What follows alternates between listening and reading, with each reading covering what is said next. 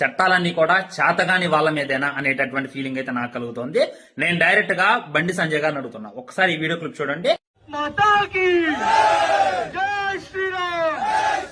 ఈయన కొడుకే జై శ్రీరామ్ అనేటటువంటి నినాదాలు చేసుకుంటా బీజేపీ క్యాంపెయినింగ్ అయితే చేస్తుండు. వీడు జై శ్రీరామ్ అంటే నా బ్లడ్ అయితే బాయిల్ అవుతుంది. ఇలాంటి రేపిస్టులు, ఇలాంటి మతోన్మాదులు జై శ్రీరామ్ అంటే ఆయన విలువ తగ్గిపోదా? అది మీరు ఆలోచించరా?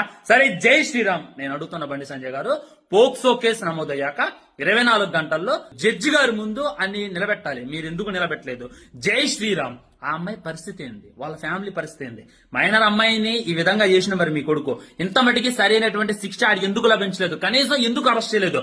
భారత్ మాతాకి జై.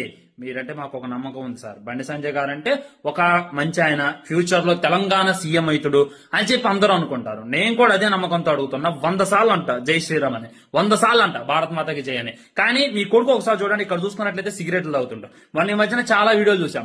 అక్కడ చూసుకున్నట్లయితే అమాయకులను కొడుతుంటారు. అండ్ ఇప్పుడు చూసుకున్నట్లయితే ఒక మైనర్ అమ్మాయి మీద అత్యాచారం చేసిండు. ఇదేనా సార్ రామరాజ్యం అంటే? ఇదేనా సార్ రాముడు మాకు నేర్పింది? ఇది కాదు కదా. అంటే ఏంది? రేపటి రోజున మీరు తెలంగాణకి సీఎం అవుదామని చూస్తున్నారు. తెలంగాణ సీఎం అయిన తర్వాత తెలంగాణలో ఉన్నటువంటి ప్రతి మైనర్ అమ్మాయిని తీసుకుపోయి మీ కొడుకు పక్కలో పడుకోబెడదాం అనుకుంటున్నారా అని చెప్పి మీ కింద చాలా మంది కామెంట్ చేస్తున్నారు.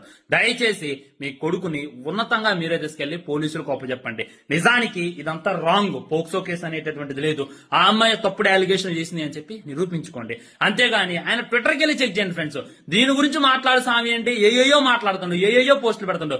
ఇది కాదు సార్ రాముడు మనకు నేర్పింది, ఇది కాదు సార్ రాముడు రాజ్యం అంటే. నాకు చాలా బాధగా అనిపిస్తుంది. ఈ మాట నేను మాట్లాడినందుకు నన్ను చంపేయొచ్చు, చచ్చినా పర్లే.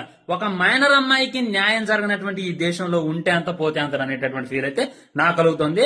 ఇది ముమ్మాటికి తప్పు.